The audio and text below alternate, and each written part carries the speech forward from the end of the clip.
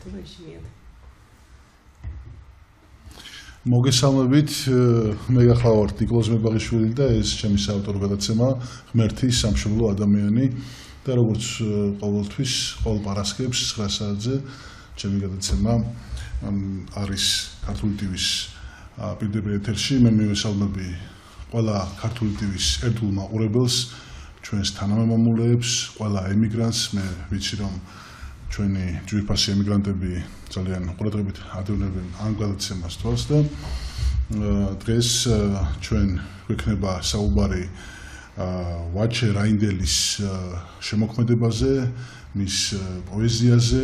დღეს გაიმართა გაცნობებთ საქართველოს ეროვნულ ბიბლიოთეკაში პარლამენტის არსებული გუდიაშვილის ქუჩაზე, რომელიც მდებარეობს ჩვენი სასიკადულო ეროვნული ბიბლიოთეკა და სწორედ აი ამ ბიბლიოთეკის დარბაზში იყო ვაჩე რაინდელის შემოქმედებითი საღამო. ეს გახლავთ რიგით მე-6 წიგნი, უკვე საკმაოდ მრავალფეროვანია მის შემოქმედება, საკმაოდ ღრმა არის, საკმაოდ ცნობილი არის უკვე ქართული და არა მარტო პოეზიის მოყვარულებისთვის და ჩვენ ყველანი ძალიან ინტერესით ვადევნებდით თვალყურს მის აი ამ წიგნის წარდგენას. ეს არის ვარდისფერი წიგნი, ესე ქვია მას სახელად ვაჩე რაინდელი ვარდისფერი წიგნი და დღეს ძირითადად გვექნება სწორედ ვაჩე რაინდელის შემოქმედებაზე საუბარი, თუმცა მე ასევე სტუმრად მოვიწვიე შესანიშნავი ჟურნალისტი, მართლაც გამორჩეული წევრი ჩვენი საზოგადოების ლანა ბიბილურიძე, რომელიც დამთანხმდა და დღეს მიიღებს გადაცემაში მონაწილეობას. ის არის ერთ-ერთი თაყვანისმცემელი მართლაც ვაჩე რაინდელის პოეზიისა და ეს ჩემთვის მართლაც დასაფასებელია, რომ ჟურნალისტი ესე აფასებს პოეზიას, ესე დიდ პატივისცემს ლიტერატურას და ასე შემდეგ. ასევე მე მოვიწვიე გადაცემაში შესანიშნავი პოეტი, მართლაც ძალიან გამორჩეული სიტყვა, თუ შეიძლება ასე ითქვას, ქართულ პოეზიაში, შორენა თალაკვაძე, რომელმაც მართლაც არ დამალა სიმპათია, არ დამალა სიყვარული ვაჩე რაინდელის მიმართ და დღეს საღამოზეც იყო და დღეს ჩემს გადაცემაშიც მოსვლაზეც დავთანხმდა და მიიღებს ამ გადაცემაში მონაწილეობას. მე მინდა ვთქვა, რომ საერთოდ პოეზია არის მართლაც ძალიან მნიშვნელოვანი. მე ხშირად მისაუბრია ჩემს გადაცემაში, რომ პოეზიის გარეშე და ქართული მწერლობის გარეშე, ქართული ლიტერატურის გარეშე საქართველოს იმ 1000-სლოვანი და 10,000-სლოვანი ისტორია, რომელიც მართლაც არის გასაკვირი, რომ აქამდე მოვიდა ერი, რომელმაც თქვათ გამოიარა ის გეოპოლიტიკური ძვრები და ის მართლაც შეჭრებები, რომელიც ყველა ჩვენგანისთვის არის ცნობილი. აი, ყველა ჩვენგანმა იცის, რომ ძალიან ბევრი ადამიანი, ბევრი ეპოქა მართლაც იყო ის განსაცდელის და ის მართლა შეჭრების, მაგრამ რომ არა ქართული სიტყვა, რომ არა ქართული პოეზია, რომ არა ქართული ლიტერატურა, მართლაც რთული იყო იმ დიდი განსაცდელების გადატანა, რომელიც ჩვენ ისტორიაში არსებობდა და არსებობს. მოგეხსენებათ, რომ საქართველოს ვერ დაიგებნის რაღაც დიდი ბუნებრივი რესურსები, ჩვენ არ გვაქვს არც ნავთობი, არც გაზი, არც სხვა ეროვნული სიმდიდრე, მაგრამ ჩვენ გვაქვს სულიერი სიმდიდრე, ყველაზე მთავარი. ეროვნული, მართლაც ყველაზე დიდი ფასეულობა არის ჩვენი ქართული სიტყვა.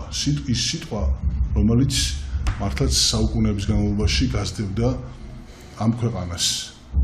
თუ რაიმე შეიძლება ითქვას საქართველოზე, უპირველესად უნდა ითქვას ქართულ პოეზიაზე, როგორც არის მაგალითად შოთა რუსთაველის ქრისტიანოსანი და ყველა პოეტი შოთა რუსთაველის შემდეგ ის იყო ადამი, ხო?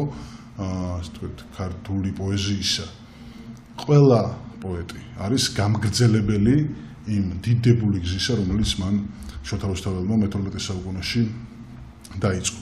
და ერთ-ერთი არის სწორედ ვაჩე რაინდელი, მისი ნამდვილი სახელი არის ილია ჭყადუა, ის არის სვანეთიდან წარმოშობით, თუმცა ის დაიბადა ცხოვრობს საგურამოში, მოგესალმებით საგურამო თბილისთან ახლოს მდებარე ულამაზესი სოფელი, სადაც გაატარა მართლაც ძალიან დიდი ნაწილი თავის ცხოვრების ილია ჭავჭავაძემ. ილია ჭავჭავაძის სახლ-მუზეუმი მოგესალმებით სწორედ საგურამოში მდებარეობს და ძალიან სიმბოლური არის, რომ სწორედ საგურამული კაცი, ესეთი საოცარი სულიერი სიღრმეების ადამიანი არის დღეს ჩემი გადაცემის სტუმარი. მე მინდა პირველ რიგში მოგილოცო აი ამ საოცარი წიგნის დაბადება ვაჩე და ძალიან დიდი მადლობა გადაგიხადოთ ჩემ გადაცემაში მობრძანებისთვის და მე პირველ კითხვას დაგისვავ, რომ თქვა აი რა გახდა ინსპირაცია, რატომ ვარდისფერი წიგნი, რა თქვა ლექსები აქვს შეტანილი, როდის დაწერილი ლექსებია შეტანილი და აი რის თქმა გინდა აი ამ სათაურით ვარდისფერი წიგნი.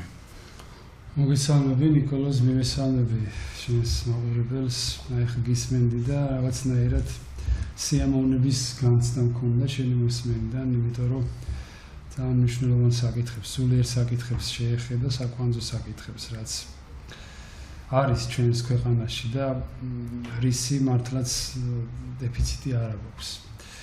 თუ არ გვაქვს ბავშვებს ბუნებრივი რესურსები, ჩვენ გვაქვს სიტყვა, ქართული სიტყვა, რომელიც ბევრს იწევს და თვითონ ქართული სიტყვა არის შეიძლება ითქვას მაღალმხატვრული, ფილოსოფიური, შეიძლება ითქვას ესეც კოსმიური, რომელიც ძალიან ბევრ რამეს იტევს. ძალიან დიდი მადლობა ჩემი მოწვევისათვის და ესეთი წარდგინებისათვის. წიგნს რაც შეეხება ვარდისფერი წიგნი, უპირველესად მინდა ვთქვა, რომ ეს წიგნი ეძღვნება უწმინდესისა და უნეტარესის სრულიად საქართველოს კათოლიკოს პატრიარქის ილია მეორის ხსოვნას და ასევე ეძღვნება მამაჩემის კონსტანტინე ჭყადუას ხსოვნას. წელს მოხდა ესე რომ გარდაიცვალა მამაჩემი. მამაჩემი იყო უპირველესი მკითხველი, შეიძლება ითქვას ჩემი პირველი მეგობარი იყო. და ჩვენ რაღაცა ის გარდა მამაშვილობისა დღესაც აღნიშნეს. ქონდა რაღაცნაირად აი ესეთი შეიძლება ითქვას მისტიური მეგობრობაც რა. იმიტომ რომ პირველი შემფასებელი იყო და საკმაოდ კარგი შემფასებელი იყო, მინდა ვთქვა. ეს ლექსები დაიწერა ბოლო წლებში და რა ლექსებიც არის შესული ამ კრებულში, აი ყველა ლექსი აქვს წაკითხული მამაჩემს. ბოლო პერიოდში სანამ მოხდებოდა ეს უბედურება, ვიჯექით და კითხულობდით ამ ლექსებს ერთად. და შესაბამისად მივიძღვენი მას, რაც შეეხება სახელწოდებას და ფონს და ფერს. ჩემმა რიგით მკითხველებმა მაჩუქეს ბლოკნოტი, ასე ვთქვათ, ვარდისფერი ყდით და თავიდან ესე მქონდა გადაწყვეტილი, რომ სხვანაირად გამეკეთებინა წიგნის სათაურიც ყდაც. არა რაღაცნაირად აი ამ ყველაფერმა რომ მამა გარდაიცვალა, პატრიარქი გარდაიცვალა, მე რაღაც ვარდისფერი ბლოკნოტი მქონდა და იმაში წერდი ამ ლექსებს. თავად შექმნა ეს წიგნის სახელწოდება ვარდისფერი წიგნი. და რაღაცნაირად ალბათ თუ გალაქტიონსაც ვიშვებთ და გავიხსენებთ, გარკვეულწილად ალბათ უფრო პოეტურად და ეს უფრო ალეგორია არის მეტაფიზიკური, შეიძლება ითქვას. რაღაცნაირად სიკვდილთან და გარდაცვალებასთანაც გარკვეულწილად ასოცირდება ეს ფერი გარდა იმისა, რომ არის ვარდისფერი და ვარდი ქრისტიანულ სარწმუნოებაში და რელიგიაში ზოგადად ასოცირდება სულიწმინდასთან. და რაღაცნაირად ალბათ ეს ყველაფერი ეხმიანება ჩემს სულიერ სამყაროს და რაღაცნაირად ესე გამოვიდა ნაყოფის სახით ესეთი ფონი, ესეთი სახელწოდება და ესეთი წიგნი. რაც შეეხება ლექსებს, ეს არის დაწერილი და საერთოდაც ჩემი ლექსები უფრო იწერება ყველანაირ სიტუაციაში, ყველა დროს, შეიძლება გზაშიც, ქუჩაშიც, მაგრამ ასევე იწერება მაგალითად დღესაც აღნიშნე 40 დღე ვიყავი დავით გარეჯის მონასტერში, დავწერე ერთი ლექსისვეტი ცხოველში, აფხაზეთში რო ვიყავი, გადასული და ვიმოგზაურე ჩვენ ამაზეც გვექნება საშუალება და ვისაუბრეთ, ის წიგნიც გვიდებს ახლა ჩვენ მაგინაზე აფხაზეთში და აუკლაჟეთში გავიხსენოთ ჩვენი წართმეული ტერიტორიები, ლაზეთი, ლორე, იქაც და აი ეს ბოლო წლებში გამოუქვეყნებელი ლექსებმა მოიყარა თავი ამ კრებულში, რაღაცნაირად შეიკრა. ამ კრებულის რედაქტორი გახლავთ ძალიან კარგი ადამიანი, ჟურნალ ანეულის რედაქტორი ქალბატონი თამაშა იშმილაშვილი და რაღაცნაირად აი ესე მადლობა ღმერთს დაიბადა ეს წიგნი. გაიხარე, ძალიან დიდი მადლობა. მოდი, მაშინ ერთი ლექსით შევთავაზოთ მაყურებელს და თუ შეიძლება შენ თვითონ წაიგითხე და ეს ლექსი გითხო? კი ბატონო. მე ვარ ილია. ეს ტკივილი არის, ერის ტკივილია და ჩემებურად გამოხატა სათქმე და შევეცდები ლექსის სახით გადმოვცე. ეცნება ილია ჯავჯავაძე. სად ტყვია გლუვი, ატყვია მიზანს, იქ შუბლის ძარღვი უტოკავს მიწას. სადაც წმინდა მთის ნიავნი ჰქრიან, ჩასაფრებულნი ვაზის რქას ჭრიან. მე ვარ ილია ჩურჩულებს მწუხრში, მოყვასის ტყვით მოკლული გული და საქართველოს სისხლის ყივილით მიაქვს მდინარეს ქვეყნის ტკივილი. და წიწამულის ცრემლები ღია, მიყვება არაფს, დროსა და ნიავს, სადაც მოკლული სამშობლო გდია, დაობლებული ატირდა ია.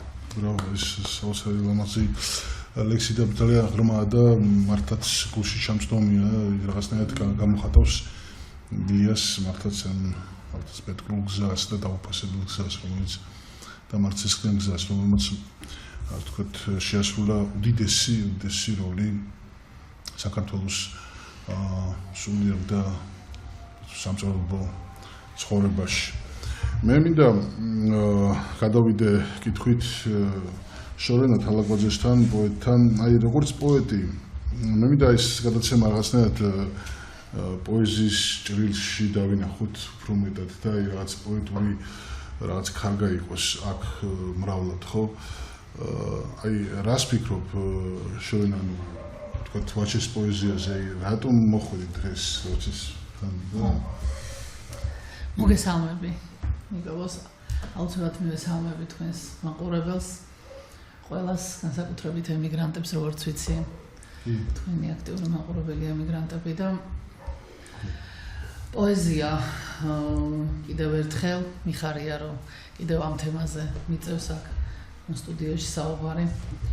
რამდენიმე ფაქტორია ადამიანის წარმატების და ადამიანის აი ესეთი მნიშვნელოვანი დღის დაფასების სხვისგან, ანუ ამ შემთხვევაში ჩემი მომენტები რა არის. ჯერ ვარჩე როგორც პოეტი, მე რამდენიმე წლის წინ გავიცანი ერთ-ერთი პოეზიის ფესტივალზე, უფრო სწორად პროექტში, სადაც ერთად მონაწილეობდით, ვაჩეს პოეზიას გავიცანი იქ. შემდგომში მოხდა და მე ვაჩეს პოეზია უკვე შევაფასე და ვაღიარე, როგორც მართლა ძალიან სიღრმისეული და ძალიან გრძნობიარე და რაღაცა, ეხა არ მინდა რომ ისე გამომივიდეს, მაგრამ არ შეიძლება სხვანაირად სვანი კაცი ასეთი სიღრმეების და ასეთი სიფაქიზის გარეშე წერდეს რაღაცა. მე ასეთ შეფასებას მივცემდი და შემდგომში მოხდა ისე, რომ ვაჩეს წიგნის წარდგენა მოხდა მესტიაში, მესტიის მუზეუმის დიდ დარბაზში და ვესტუმრეთ იქ რამდენიმე ადამიანი, ქალბატონი ნანაც რა თქმა უნდა ჩვენთან ერთად იყო და იქ ისეთი პატივისცემა, სიყვარული და გვერდით დგომა ერთი მხრივ, იცით რა არის, როცა წერ ერთია და როცა ამას საზოგადოება ადეკვატურად იღებს, შემფასებელი ყავს, მაგრამ დამფასებელი რო ყავს, ეს უკვე სულ სხვა არის. იმიტომ რომ ადამიანმა შეიძლება წიგნი წაიკითხოს, Facebook-ზე შენი ლექსი წაიკითხოს, მაგრამ ერთი წუთიც არ დახარჯოს შენთვის, რო ადგეს და მოვიდეს. ხო, ეს ძალიან დიდი ფაქტორია, იმიტომ რომ დრო ყველაზე ძვირფასია ზოგადად სამყაროში.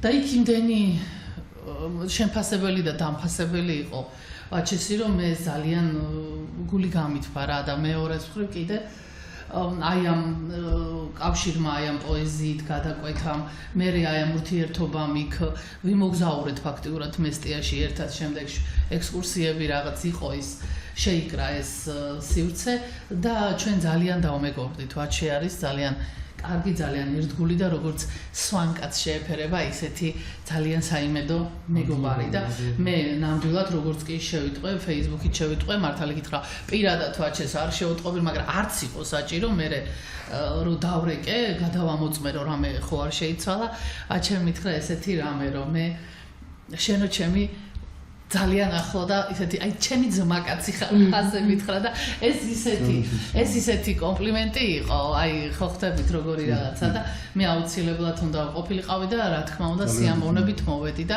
აი შემოთავაზებასაც კი ძალიან დიდი მადლობა შორინა აი მე ისე მოვალ ესეთი ლექსია მე ისე მოვალ ძვირფასო სახლში მოვალ წვიმაში თოვსა და ქარში მოვალ ბალახის შრიალის ხმაში მე ყავაც მოვალ მშვენიერ დარში ძვირფასო მოვალ გამთენიისას დილის სვარნამით სამყაროს თვალში მოვალ ვით მკრთალი სამთელი ცისა მოვალ სურნელით ყვავლის თულაში ვაზე დაფერილ სხივების ვალსში ბადაგით ნატკბობ გემოთი მოვალ სიცოცხლის ბრწყინვალე დასში და მზისა მთვარის ნამღერით მოვალ ძვირფასო მოვალ ომიდან სახლში მოვალ წვიმაში თოვსა და ქარში მოვალ ქალიშხლის უხსოვარ ხმაში მე ყავაც მოვალ მშვენიერ დარში ასეთი მართლაც მშვენიერი ლექსებით გვანებივრებს ვაჩე რაინდელი და თუ აი საქართველოს მართლაც მადლიერი უნდა იყოს ყველა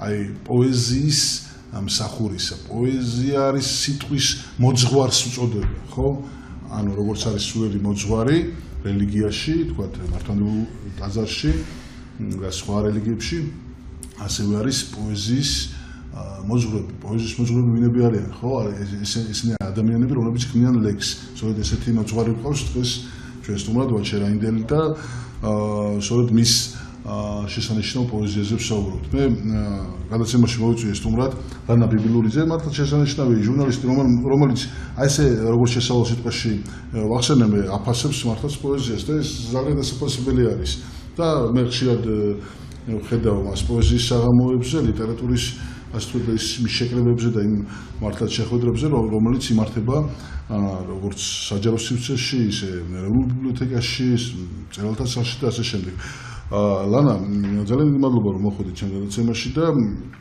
მე მინდა გითხო აი თქვათ რატომ გიყვარს ვაჩე რაინდელის პოეზია მე ვიცი რომ ვაჩე ყავდა გადაცემაში სტუმრად და მიცნობთ მის პოეზიას მის პიროვნებას და ერთი-ორი სიტყვა შეიძლება პირველეს ყოვლისა ნიკოლოს უდიდესი მადლობა დიდი პატივია ჩემთვის თქვენს გადაცემაში სტუმრობა რაც შეეხება ვაჩე რაინდელს მე ბედნიერი ვარ და ამაყი ვარ რომ ვცხოვრობ იმ ეპოქაში რომელსაც ყავს ვაჩე რაინდელი ვაჩე რაინდელი მე ვფიქრობ ეს არ არის უბრალო პოეტი დღეს ვფიქრობ რომ შედგა ისტორიული დღე და რატომ ასეთი ადამიანები ქმნიან ისტორიას ადამიანები რომლებიც გვახსენებენ სამშობლოს და მე მახსოვს როდესაც ვაჩე იყო ჩემი გადაცემის სტუმარი ემოციები დღემდე არ გამინეულდა რადგან ეს ადამიანი თითქოს თავისი სხეულის თითოეული უჯრედი გაჯერებულია სამშობლოს სიყვარულით და მთელი მისი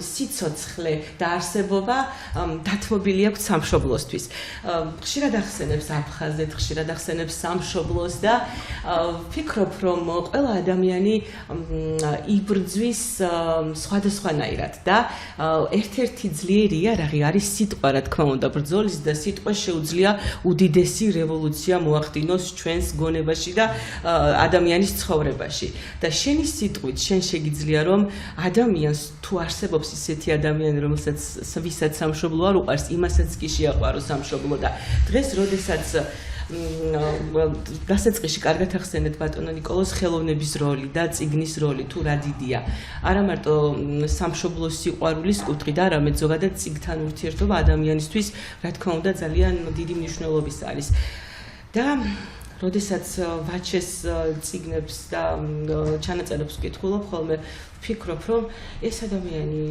ყველა კუთხით ნიჭიერია, ანუ შენ ყოველთვის უნდა წერო, ვფიქრობ, რომ ნამდვილად არის შენს ის ნიჭი და დღეს საღამოზე ღონისძიებაზე ესწრებოდნენ ნანა ცინცაძე, ბატონი ერეკლე საღლიანი, ბადრი სულაძე, ძალიან დიდი პოეტები და უამრავი ნიჭიერი და კარგი პოეტი და იქ ითქვა, რომ თქვენი ყოველი სიტყვა არის უფლის ნებით თითქოს მოვლენილი და ღვთისმიერი პოეტიო, ასე დაახასიათეს და ვეთანხმები თითქოს თქვენი ყოველი სიტყვა გაჯერებულია კოსმოსიდან, არ ვიცი, რაღაც თქვენში არის ეს ღვთიური და ასე რომ დაგელოცოთ მარჯვენა, გისურვებთ კიდევ და კიდევ უამრავ ლექსს. ძალიან დიდ მადლობა. და რამეს დავწე. აი ნიკოლოზმაც თქვა და შენც აღნიშნე აი რესურსზე ზოგადად და აი საქართველოს ცოტა მწერი მაგაზე დიდი, გონებაზე დიდი რესურსი არ არსებობს სამყაროში. ყველაფერი აი რაც არ უნდა მცირედი მატერიალური გაგაჩნდეს, როცა გონებრივი რესურსი მაღალი. და ნიკოლოზ დამკითხა რატო გიყვარს ვაჩის პოეზია და ზუსტად იმიტომ მიყვარს თუნდაც რომ მახსენებს რომ მე ქართველი ვარ და რა საამაყო ქვეყნის შვილი ვარ ეს ვაჩის ლექსებში ძალიან კარგად ჩანს და მე ამაყი ვარ რომ ვიცნობ ვაჩის და ჩემი მეგობარია ვაჩე რამ უნდა გითხო ანუ შენ პოეზიით რამდენი ხანი რაც ინტერესდები და თქვათ რა არის შენი შთაგონების სალო ანუ თქვათ სამშობლო სიყვარული მეგობრობა რაც ურთიერთობების ან ეს ფილოსოფიური განცდები და ეს რაღაცა სიღრმეები რომელიც შენ პოეზიაში იზრდება ანუ საიდან მოდის ეს რა თქმა უნდა შენ ახლა კონკრეტულად ვერ მეტყვი მაგრამ ანუ თქვა და რამდენი ხანია წერ ლექსს და თქვა რამ გამოიწვია შენში პოეზიის ესეთი სიყვარული ძალიან კარგი კითხვა არის და მადლობა კითხვისთვის ნიკოლოზ. აი საიდან ვფიქრობ ეს არის კითხვა, რომელიც ადამიანს დაბადებიდან ვიდრე გარდაცვალებამდე ალბათ სულ უნდა გქონდეს ეს კითხვა გონებაში, იმიტომ რომ ამ კითხვის ძიებას მიყავს ადამიანი რაღაც ძალიან მნიშვნელოვან რეალობამდე. საიდან ჩნდება თოვლი, საიდან ჩნდება წვიმა, საიდან მოდის სიყვარული, საიდან მოდის გრძნობა, საიდან მოდის ლექსი, საიდან მოდის პოეზია, საიდან მოდის სამშობლო. ხო?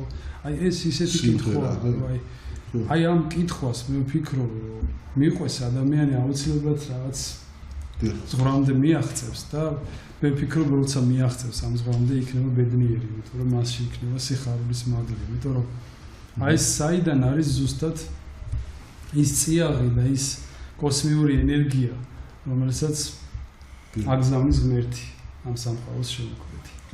ეს არის ენერგია, რომელიც არ ჩანს, მაგრამ უნდა იგრძნო.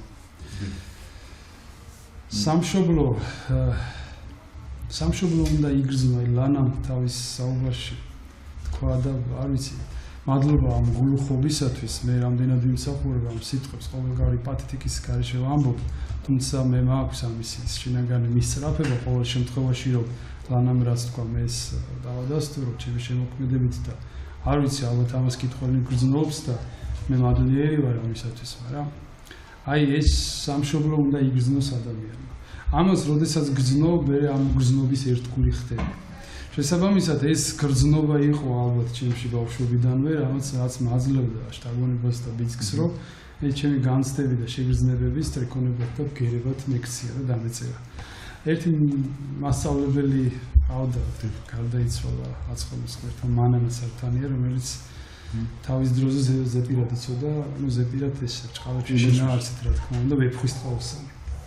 ინდონის ფილოლოგი იყო და განსწავლული იყო ის მასწავლიდა მე ქართულ ენას და მას აქვს ნათქვამი ესეთი რაღაცა რომ შენ აკვნიდან რომ გადმოგიყვანესო ამ პირველი შეგრძნებაოსო მე შევესწარიო რაც ისე არ გამოვიდეს ჩემს თავზე საუბარი აი ფოთლებს შრიას უყურებდიო ახტაცებით აი ესე კაგი კანკალებდა ხილი და თვალები ქონდა ფოთლებს უყურებდიო მე ვფიქრობ პოეზიასთან პირველი შეხება საუბრობთ ალბათ მაშინ მოხდა მე ლექსის წერის და ზოგადად ხელოვნების მიმართ მისწრაფება მამაჩემი მხატვარი იყო სულ მქონდა რა და პირველი ლექსი მანამდე მაქვს დაწერილი 7-8 წლის ასაკში, მაგრამ ესენი არ მახსოვს და 17 წლის ამ დავწერე მინდორში ერთი ლექსი ქვეყნის ხიბლი ქვია ამ ლექსს და აი 17 წლიდან ფაქტიურად დაიწყო ჩემი ასპარეზი პოეზიაში და ქართულ ენასთან ურთიერთობაში და ჭიილში. ინტერესო, აი ესეთი ლექსია. მე მიწიერში არ ამსურს ქარი, გარდა ვიცვლები, ვიქცევი ქარად, თვალიან ღამით, მე მოვალ კარით. კარიდან გავალ, გულიდან არა.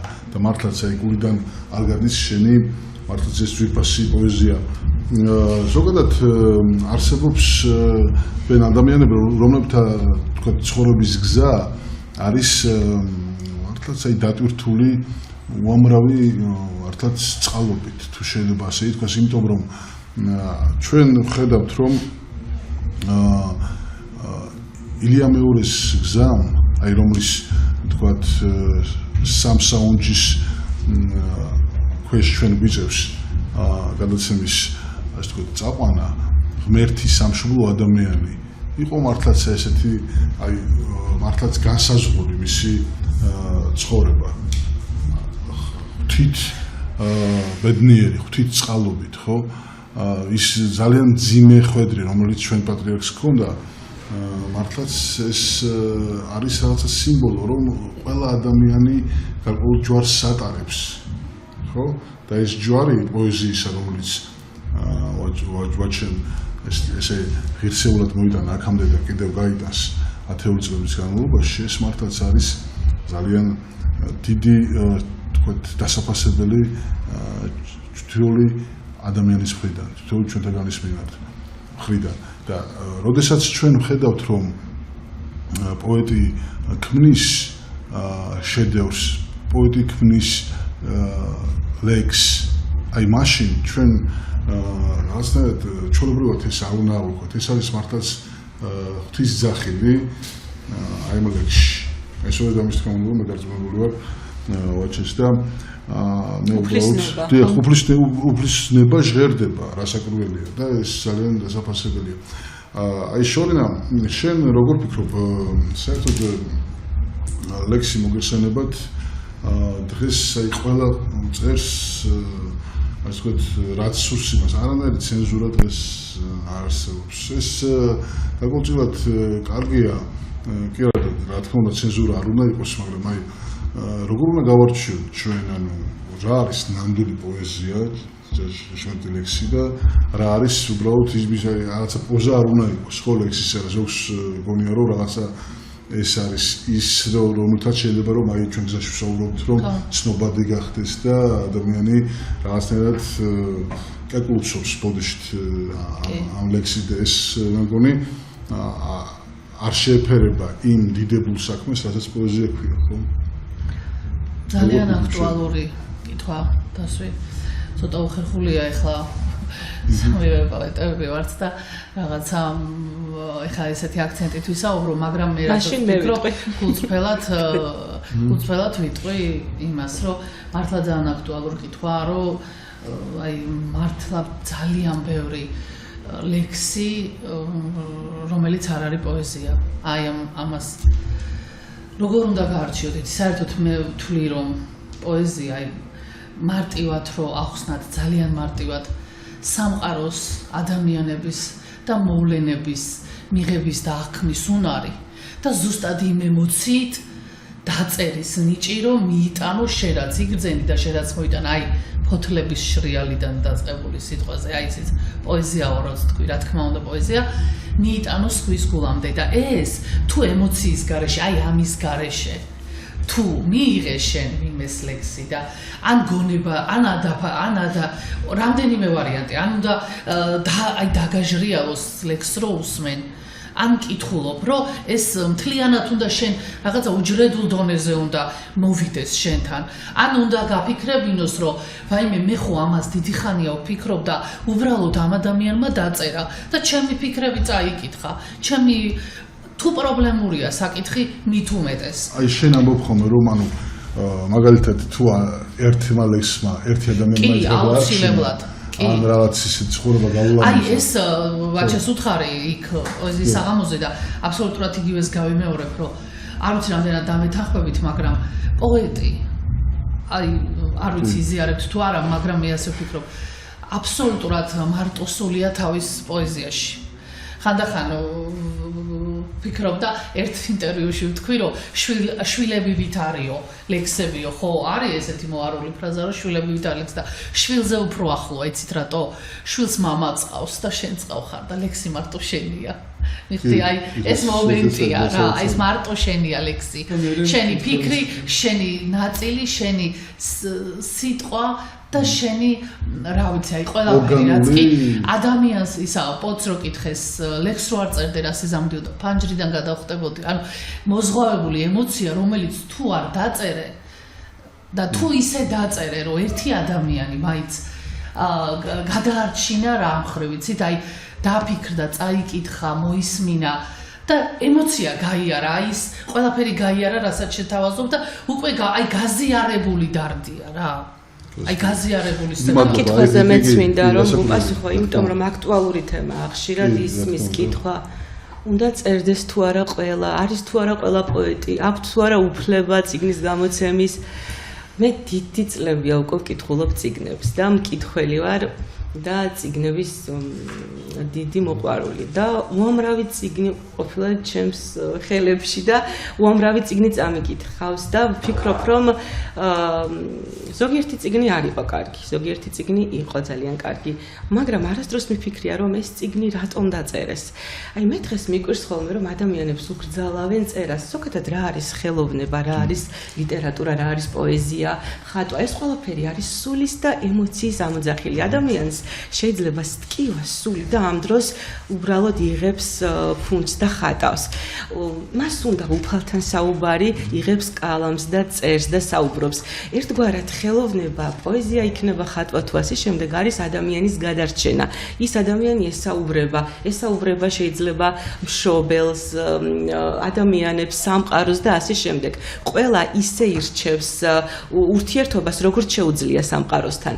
და თუ ადამიანი მაგალითად ხშირად ამბობენ რომ ემიგრაციაში რატომ წერენ ამდენი ემიგრანტები და გამოსცემენ წიგნებს, ამ ადამიანებს ტკივათ თუნდაც სამშობლო, ენატრებათ საკუთარი სახლი, ენატრებათ საკუთარი შვილები, ოჯახის წევრები და ერთადერთი გადარჩენა შეიძლება არის კალამი, წიგნი და სიტყვა. და ამ დროს ვიღაცა ამბობს რომ რატომ, იმიტომ რომ სხვანაირად არ შეუძლიათ, მაგრამ ჩემი არჩევანია, მე რას მივანიჭებ მნიშვნელობას, მე მაქვს უფლება ავირჩიო, მომწონს თუ არა თქვენი პოეზია, რომელიც წიგნი მომწონს ან არ მომწონს, მაგრამ მე არ მიჩნდება აზრი, რომ რატომ გადაწყვიტა ამ ადამიანმა იყოს მხატვარი და რატომ ხატავს.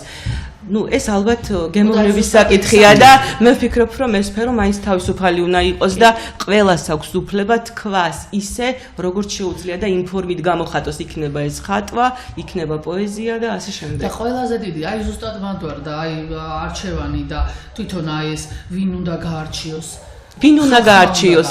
დრო, აი სიყვარული, აი რას ვამბობ, იცით? ყველაზე დიდი ტესტი, ყველაზე დიდი გამოცდა და ყველაზე დიდი მარკერი რო იტყვიან, მაჩვენებელი, მაღალია, დაბალია, გამოგივიდა თუ არ გამოგივიდა არის ხალხის სიყვარული. თუნდაც ერთი ლექსი შენი ვიღაცამ ისწავლოს, ან უბრალოდ გააზიაროს, ან უბრალოდ აი როგორ გითხრათ, აი მაშინ გამოდის რომ მართლა გამოგივიდა. თავი შემფასებელი არის დრო და ეპოქა. იმიტომ რომ ხომ იყვნენ პოეტები, რომლებსაც არაფასებდნენ ისე როგორც საჭირო იყო, მაგრამ როდესაც დღეს უკვე აღარ არიან, აღმოჩნდა რომ თულმე გენიოსები იყვნენ. ასე რომ ეს ვფიქრობ რომ დრო გაარჩევს ამ საკითხს. კარებს უხურავდნენ, მელექსეთ თვლიდნენ და ეჯავრებოდა, არის არც იღებდნენ ლობჟანიძე გიორგი საკათაშვილი. მის შემიძლია რომ ყველა ნიკოლოზ ბარათაშვილი ვინ არის და რა არის და დრომ რა. ამიტომ ვერ იქნება ღმერთი ვერც ერთი კრიტიკოსი. და ადამიანია თავის ემოციები. მაგრამ კრიტიკასაც ალბათ სწავლა უნდა თუ როგორ შეიძლება რომ გააკრიტიკო. ესე იგი, როდესაც ესეთი ორი მართლაც ძალიან ლამაზი და ჭკვიანი მადლოსანი გავს გადაცემაში, მართლაც რთულია მე რაღაცა წაიყვანო და რა. მე მოგეთ საშუალება რომ მართლა ძალიან საინტერესო თემაა და დაუშვებად შეიძლება ამაზე საუბარი, რა თქმა უნდა. მე აუცილებლად მინდა შევეხო ვაჩერანჯელის წიგნს, რომელიც მან გამოსცა 2025 წელს, გასულ წელს.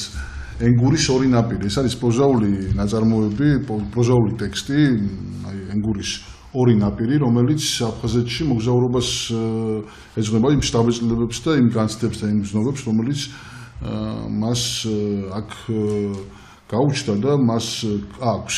მოგეხსენებათ, რომ ყველა ქართველი დაატარებს ტკივილს, ხო, ჩვენი ძირძველი ტერიტორიის, ასე ვთქვათ, რომ არ ვრცელდება, ჩვენ არ დაგვიკარგია ეს ტერიტორიები, ჩვენი იურისდიქცია დროებით არ ვრცელდება არც ხმელეთის რეგიონში, მოგეხსენებათ და არც ჩვენს ღვთაებრივ აფხაზეთში, რომელიც მართლაც არის ის ადგილი, რომელიცთან იწყება საქართველო. მოგესალმებით ბაგრატ მესამემ სწორედ აფხაზეთთან დაიწყო საქართველოს გაერთიანება და აღარაფერს ვერ მოუწ ხმელეთის რეგიონზე, რომელიც შუაგულშია და რაღაც სულ რაღაც 40-50 კილომეტრი გვაშორებს დედაქალაქიდან. აი ეს არის მოცემულობა, რომელშიც გვიწევს ცხოვრება და აქ ცხოვრობენ აი ამ მოცემულობაში და ამ რეალობაში ქართველი პოეტები, ქართველი მწერლები და ქართველი შემოქმედები. სწორედ აი ეს წიგნია იმ ტკივილის და იმ მართლაც უდიდესი რაღაც შინაგანი განცდების გამოხატულება, რომელიც ყველა ჩვენგანს აქვს. მოგესალმებით, რომ ყველა მწერალი და ყველა პოეტი გამოხატავს ერის ტკივილს. თუ ის ნამდვილი პოეტია და ნამდვილი მწერალია. აი, მე მინდა კითხო, ვაჩე, ენგურის ორი ნაპირი. რა იყო ეს? აი, შენ მითხარი გზაში რომ მოდიოდით, რომ აი პირადად მოგიცა საშუალება რომ ჩასულიყავი სოხუმში, მოგიარა ის ჩვენი მართლაც 64 და აი ორი სიტყვა მოგვითარი ამ წიგნის შექმნის ისტორია, თქვა შენი მოგზაურობა, მე მინდა მოვასწროთ და მასთან გაშალო ეს თემა, ძალიან ძვირფასი თემა. ეს ისეთი თემა არის ნიკოლოზ, რომ თან შეიძლება ბევრი ისაუბრება თემაზე და ვერ ამოწურა. იმიტომ რომ ეს არის თელი პოლიტიკა და თელი ეპოპეა შეიძლება ითქვას. ჩვენი ბოლო საუკუნოვანი რთული გეოპოლიტიკურად რთული მდგომარეობაში და შესაბამისად მე რამ მიბიძგა და რამ გადამიყვანა ალბათ ეს რაღაც რა ვთქვა რაღაც ეს ცალკე მისტიკა არის რა შეიძლება ითქვას რა.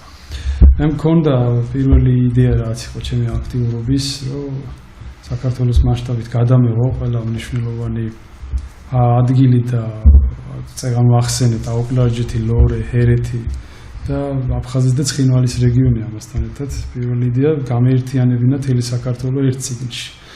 და შესაბამისად ამ წიგნს თავისთავად ერთ-ერთი მთავარი ფაკუთხები იქნებოდა აფხაზეთი. ეს იდეა იყო თავიდან ამან მომცა ბიძგი, მაგრამ გარდა ამისა არ ვიცი, რაღაც ბავშვობიდან მქონდა ყოველთვის ოცნება და სურვილი აფხაზეთი მენახა, არ ვიცი, რაღაცა მისტიკური ის იყო ეს, რაღაცა მისწრაფება შეიძლება ითქვას რა და აი ეს ძალიან უბრალოდ და ძალიან თავისთავად მოხდა ყველაფერი რა. ყველანაირად რაც დაუგეგმე და როგორც დაგეგმილი მქონდა, ისე არ განვითარდა არაფერი. სულ იმპროვიზაციულად, სულ რაღაცა ესე მისტიკურად და ნუ აი შიშის ფაქტორი არ მქონდა, რომ გადავედი ხამე რაღაც მშობლიური იმაში ვიყავი. მიწაზე ვიდექი და შიშის განცდა არ მქონდა და რაღაცა თითქოს სხვანაირად ვიღვიძებდი იქ რა. რაღაცა შეიცან თავის მომენტიც იყო, რაღაცა კიდე ახალი აღმოჩენის და აი ეს განცდა მქონდა, რომ ჩემს მიწაზე ვარ და წიგნი ამ შრომების ერთობა არის ეს ეხა მე გიყვებით უფრო რაღაცა ჩემი შეხება აფხაზეთთან და წიგნი მოიცავს აფხაზეთის მდგომარეობას, დღევანდელ მდგომარეობას, რას ფიქრობენ იქ ცხოვრები შეიძლება ითქვას აფხაზები, ქართველები, იგივე რომელიც იგივე ქართველები არიან.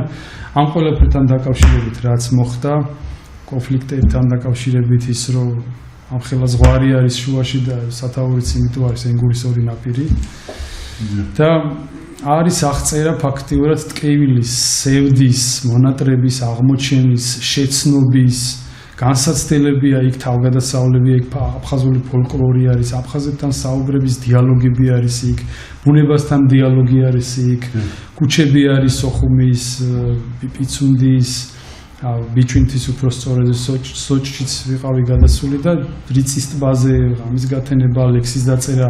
ეს არის შეიძლება ითქვას ესეთი პოეტური, ფილოსოფიური, რაღაც ესეთი ტკივნეული, იმედიანი და თან რეალური. შენ აუცილებლად იქნება ლექსი აფხაზეთს სოფლებს. თუ შეიძლება რომ გაჟღერდა სამეთერში ჩემი. კი ბატონო.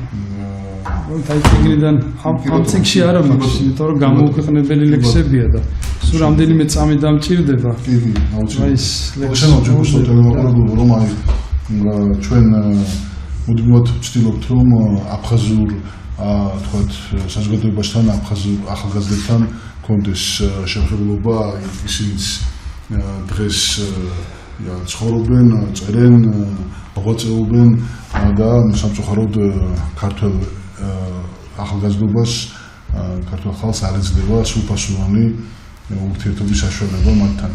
და ეს ძალიან მნიშვნელოვანია, სახალხო დიპლომატიის თქვათ ეს როლი ამ კუთხით ძალიან მნიშვნელოვანია, არ უნდა მივადოთ ჩვენ პოლიტიკოსებს ჩვენი ბედი, საქართველოს გაერთიანების ბედი. ანუ სწორედ ქართული მწერლობით, ლიტერატურით, ურთიერთობით, კულტურული რაღაც ღონისძიებებით ჩვენ უნდა შევერთდეთ და ჩვენ რა თქმა უნდა ხელოვნება გადაარჩენს ლიტერატურა ხელოვნება და აი ახლა გადავშალე და აფხაზეთის სურნელი ამ ლექსზე გადაიშალა. მეორე ლექსის საკითხავს ფიქრობდი, მაგრამ მე მგონია რომ ეს უფრო ის იქნება, რომ წავიკითხო.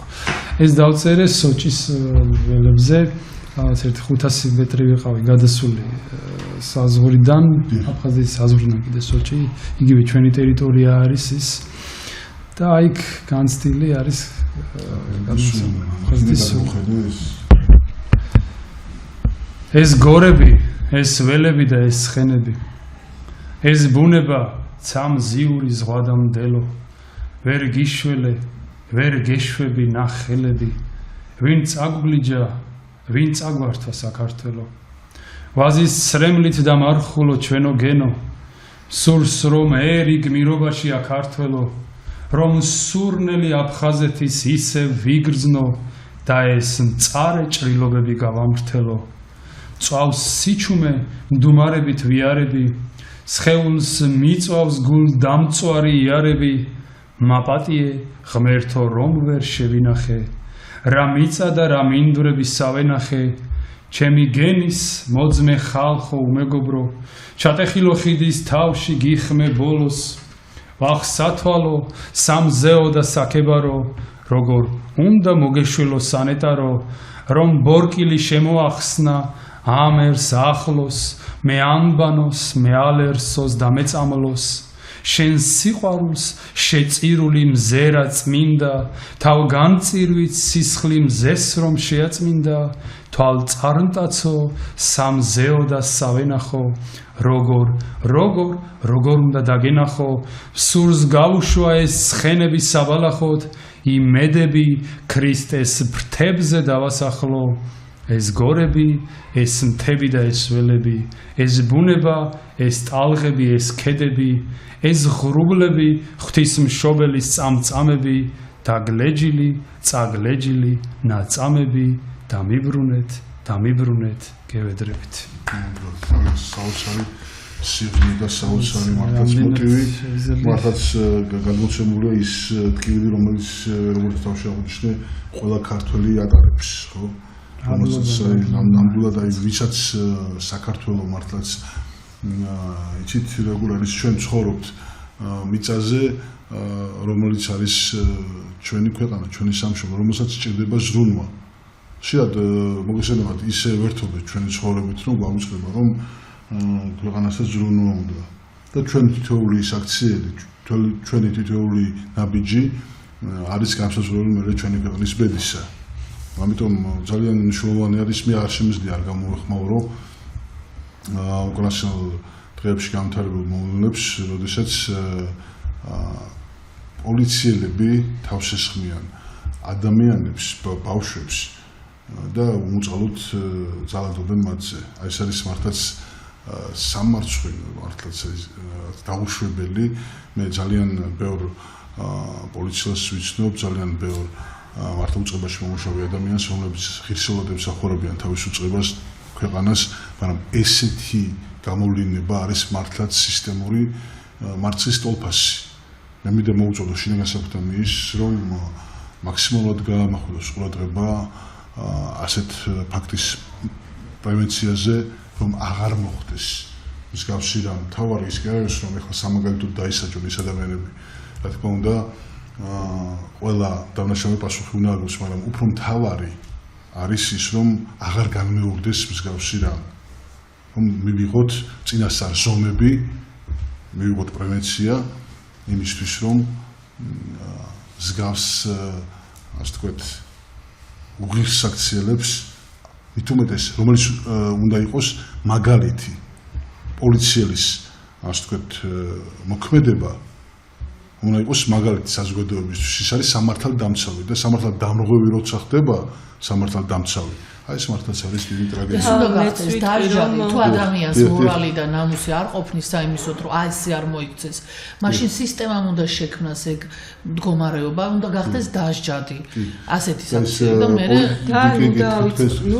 ნურას დროს დაივიწყებს პოლიცია ნებისმიერ დროს, ნებისმიერ ეპოქაში რომ არც ერთი ბოროტება არ დარჩება დაუჟიერი და მე ვფიქრობ რომ უფალი ყველაფერს ხედავს და ადრე თუ გვიან ის ადამიანები ვინც ხვის უფლებებს შევახავენ ვფიქრობ რომ წინ უფლის ძალიან დიდი სასჯელი ელის ნებისმიერ პოლიციელს ეხება და ნებისმიერ ასეთ სისტემაში აი რა კავშირშია ეს მაგალითად ეგურის ორ ნაპირთან აი დღევანდელი ეს ჩემი გაცხადება პოლიციელების უღირსაქციელებთან დაკავშირებით. რა კავშირშია და როდესაც აფხაზი ჩვენი ახალგაზრდები, ჩვენი თანამოქალაქეები, ყველა იქ ცხოვრები ადამიანები დაინახავენ, რომ აი ესეთი უღირსაქციელებით არიან დაკავებული ქართველები, ხო? და ვართ. ან მათ როგორი შთაბეჭდილება დარჩება. ჩვენ უნდა ვიყოთ სამაგალითოები. ჩვენ ერთმანეთი არ უნდა დავასუსტოთ, უნდა გავაძლიეროთ, რომ ერთთან უფრო მეტად ვიყოთ ძლიერი. აი სწორედ ვაჩე რაინდელის ნაირი ადამიანები არიან ის მართლაც მխიდების გამდებები, რომლებიც საბოლოოდ გააერთიანებენ. ხიდია. რა თქმა უნდა, ნამდვილად ხიდია ვაჩე რაინდელი. იყოს ბოროტებასა და სიკეთეში. რა თქმა უნდა, ის თქვა მტრობა, რომელიც ჩვენ ძველ თაობაში ჩამოყალიბდა, ხო? რაღაც ეს უნდა გატყდეს. შენ როგორც აი ეს ეგურის ორი ნაპირი, შენ რომელიც თქვა ჩახვედი გულწრფელად სოხუმში, ჩახვედი გულწრფელად გაგრაში, ჩახვედი იმიტომ რომ რაღაც ის ნამდვილი სამშობლო გეგრძნო, რომ შეხვედროდი თქვა ნამდვილ საქართველოს. სწორედ სოხუმი არის ჭეშმარიტი საქართველო და აქედან გამომდინარე მე მართლაც ვისურვებ რომ ჩვენ თუ ვიქნებით მოწოდების სიმაღლეზე არა ისე როგორც მე რამდენიმე წუთის წინ თქვი, ხო? არამედ მოწოდების სიმაღლეზე მართლა ცივილურად. ანუ როგორ უნდა მოსთხოვოს მაგალითად სისტემამ, თქვა პოლიციელს თუ ესეთი პოლიციელი თუ ესეთ მძიმე შედეგებამდე მიდის, ხო? აქედან გამომდინარე მე ვფიქრობ რომ ყველაფერი ნათქვამია, დასაგმობია და კიდევ ერთხელ მოუწოდებ შინაგან სამინისტროს მასშტაბებს რომ მსგავს შემთხვევები რომ აღარ მოხდეს მიიღონ წინასწარ ზომები. მე მაქვს წინადადება იმისთვის რომ ადამიანებს ჩავუნერგოთ სიყვარული ადამიანების სამშობლოს უნდა გავავრცელოთ ეს წიგნები დავარიგოთ და ყველამ წაიკითხოს. მე ვფიქრობ ამ წიგნების წაკითხვის შემდეგ ადამიანი აღარ ჩაიდენს ბოროტებას და შეიყვარებს სამშობლოს და ადამიანებს, ასე რომ წაიკითხეთ ყველამ და უფრო მეტად შეიყვარებთ ადამიანს და სამშობლოს. შესახებ მინდა გითხრათ, რომ იმ მოგზაურობაში, რასაც პოეზია ქია, რასაც სიტყვასთან ერთად მოგზაურობა ქვია, დაგემგზავროს ისეთი კითხველი, რომელიც შენ სულს, შენს სივრცეს და შენ აზრებს გაიზიარებს და გამოიკვებება ამით წარმატებებს გისურვებ. ჩემი მიზანი იყო დღევანდელ დღეს რომ მართლაც ვესაუბრა მიზანი შესრულდა. ვაჩე რაინდელის პოეზიაზე მეტაკლებად ეს მიზანი შესრულებულია ვფიქრობ და მე მინდა თქვა რომ მართლაც ძალიან სასიკადულოა და საამაყოა რომ საქართველოში იქნება მართლაც დიდებული პოეზია და ერთ-ერთი მისი ავტორი არის ვაჩე რაინდელის. დიდი მადლობა მინდა გადაგიხადოთ ძვირფასო ტელემაყურებლებო. ყურადღებისთვის ეს იყო ჩემი ნიკოლოზ მებაღიშვილის საავტორო გადაცემა ერთი სამშობლო ადამიანი. მე გემშვიდობებით ზუსტად ერთი კვირით. მადლობთ, ნახვამდის. გემშვიდობებით. ნახვამდის.